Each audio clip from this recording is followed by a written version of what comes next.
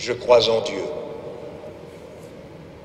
Ce sont les paroles que nous allons prononcer tout à l'heure au cours de cette célébration eucharistique. Je crois en Dieu. Mais qui donc est-il, ce Dieu en qui nous croyons? Sans cesse dans ses paraboles surtout, et au risque de se répéter, Jésus a donné la même réponse: Dieu est amour.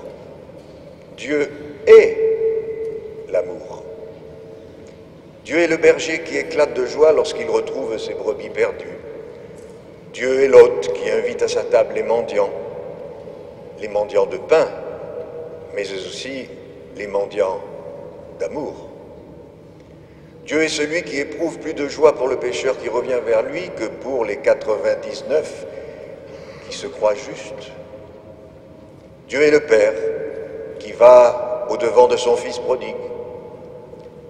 Dieu est du côté des pauvres, des petits et des désespérés. Sa bonté et sa miséricorde sont sans limite. Ainsi est Dieu. Mais nous, qui sommes-nous devant lui? Dieu est le meilleur, Dieu est bien meilleur qu'un juge qui ne rend son jugement que parce qu'il en a assez d'être importuné. C'est Saint Luc qui le dit, pas moi. Et pardon pour ceux qui parmi nous exercent la responsabilité de la justice de notre pays.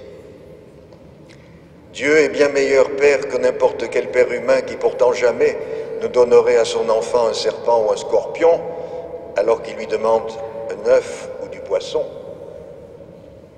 Dieu reste le Père aimant aussi bien pour ceux qui lui tournent le dos que pour ceux qui toujours sont restés auprès de lui. Dieu est bon, lui, toujours. Alors que nous ne sommes vraiment bons que de temps en temps. Non seulement notre Père qui est aux cieux est meilleur Père que nous, mais il n'est que Père. Il est Père au sens plein et fort du terme. Il accompagne tout en laissant libre. Personne n'est autant Père que lui, et personne n'aime comme lui, disait Tertullien, un des premiers auteurs chrétiens à propos de l'évangile d'aujourd'hui. Jésus, par ses paroles et dans ses actes, a été le témoin sur les routes de Galilée de l'infinie bonté de son Père des cieux. Jésus dit que le Père pardonne gratuitement. Eh bien, Jésus va à la rencontre des pécheurs, des prostituées, des proscrits, des exclus. Jésus dit que le Père accueille avec joie le Fils prodigue. Eh bien, Jésus va à la recherche de la brebis perdue. Il guérit les malades, il guérit le corps du paralytique, mais aussi son cœur. Il expulse les démons, pardonne les péchés. Il va jusqu'au bout de l'amour, aimer ses ennemis en pardonnant sur la croix à ses bourreaux et en leur ouvrant la porte du ciel. Alors, n'allons pas croire pourtant que Jésus est une poire, un mièvre, un bini-oui-oui. On n'est pas dans la région des bisounours. Il chasse avec énergie les vendeurs du temple. Il résiste à ceux qui abusent du pouvoir. Il réprimande les disciples quand il le faut. Il blâme la conduite des hypocrites. Il dénonce ceux qui cachent leur vide intérieur derrière une apparence chrétienne, une apparence extérieure mensongère. Il appelle à regarder le cœur. Ce sont eux, les pauvres de cœur, les doux, ceux qui pleurent, ceux qui ont faim et soif de la justice, les cœurs purs, ceux qui font œuvre de paix, ceux qui sont persécutés pour la justice, que Jésus proclame heureux. Ce sont eux qui, dès ici-bas, intègrent le royaume des cieux. Alors, il est trop facile et surtout injuste pour nous, prêtres, d'exclure, de juger, de condamner. Il est facile pour nous, prêtres, de renvoyer quelqu'un à sa culpabilité, de l'écraser de notre savoir et de notre suffisance, au lieu de le libérer. Agir ainsi, c'est oublier que nous sommes faits de la même pâte humaine et donc pécheurs. Il est facile, par exemple, de décider qui est digne de communier ou pas. mais regardons-nous nous-mêmes au lieu de nous draper dans notre propre justice. Sommes-nous nous-mêmes en état de communier? Sommes-nous des fonctionnaires du culte ou des hommes pétris d'amour pour les autres? Hier soir, Daniel Guichard, au Quattro, a chanté une chanson dont le refrain disait ceci: « Ce n'est pas à Dieu que j'en veux, mais à ceux qui m'en ont parlé. Je l'ai cherché dans leurs yeux, mais je ne l'ai pas trouvé. » Quelle belle phrase à méditer. Je la répète au cas où vous ne l'auriez pas bien entendu. Ce n'est pas à Dieu que j'en veux, mais à ceux qui m'en ont parlé. Je l'ai cherché dans leurs yeux, mais je ne l'ai pas trouvé. N'oublions jamais que c'est pour les malades que le Christ est venu, les malades du cœur et de l'âme. Qui a été jugé digne d'intégrer le royaume, le premier, sinon un malfrat, un meurtrier? À qui le ressuscité s'est-il manifesté en premier, sinon à une pécheresse publique? Et sur quelle pierre le Christ a-t-il fondé son Église, si ce n'est sur un lâche et un traître? Alors, examinons-nous un instant. Ne suis-je pas de temps en temps encore du côté du Fils qui s'en va? Ne suis-je pas aussi du côté du Fils qui revient, et pas forcément pour de bonnes raisons? Ne suis-je pas enfin aussi parfois du côté du Fils aîné qui se croit fidèle et juste et qui, du seul fait qu'il se croit tel, ne l'est en fait pas? Combien de fois ai-je entendu en confession: « Oh, vous savez, mon Père, moi je ne commets pas de péché, je ne m'occupe pas des autres. » Eh bien, justement, il est là, votre péché. Que le Fils encore prodigue, là, à Gap, au dehors de cette cathédrale, sache qu'il peut revenir vers le Père et qu'il sera accueilli à bras ouverts. Le Père ne lui présentera aucune facture à payer.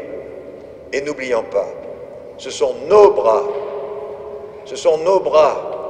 les bras de la communauté qui sont les bras ouverts du Père. Que le Fils qui a été prodigue et qui est revenu ne se glorifie pas de son infidélité devant son frère aîné demeuré fidèle.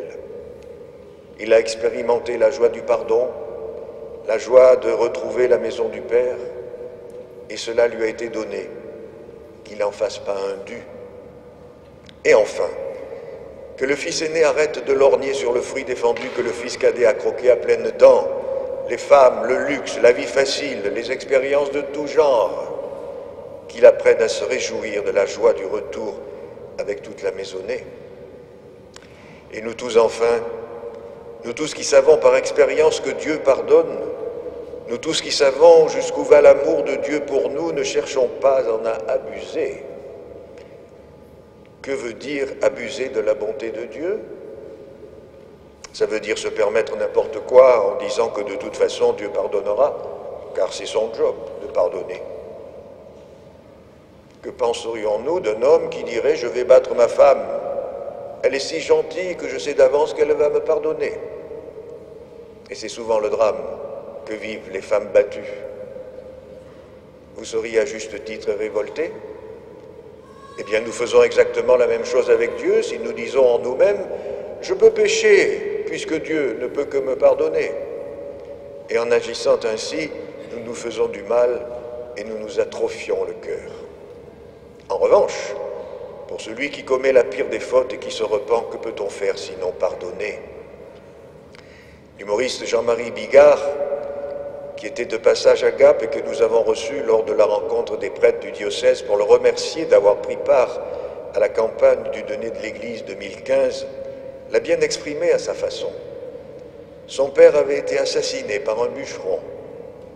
Jean-Marie Bigard lui a pardonné, tout simplement parce que le meurtrier était comme le fils prodigue, il était repentant. Alors je cite Jean-Marie Bigard, mais je vais éviter d'employer le vocabulaire qui est le sien pour les oreilles sensibles. Donc je le cite, mais de manière édulcorée. Bon, s'il m'avait dit, tiens, j'ai tué ton père, et si je pouvais, je te tuerais aussi, ça n'aurait peut-être pas été pareil. Mais il était repentant, il est allé se livrer à la police, et moi, je lui ai pardonné. Pour terminer, quelques mots encore, la mission paroissiale vient de commencer. Attention à nos attitudes. Attention à nos attitudes. Une mission paroissiale n'est pas d'abord du prosélytisme. Il ne s'agit pas de nous montrer avec ostentation. Il ne s'agit pas de faire de la stratégie de communication. Il ne s'agit pas de vouloir faire croire. Il s'agit d'être signe de l'amour de Dieu. Sommes-nous prêts pour cela à nous laisser évangéliser par ceux qui ne sont pas chrétiens? Pensons au Fils aimé. Pensons au Fils prodigue. Qui est le plus proche du royaume d'après vous? Qui connaît le plus le cœur de Dieu selon vous? Le Fils prodigue ou le Fils aîné? Je vous laisse sur cette question, mais je pense qu'avec ce que je viens de dire, vous connaissez la réponse.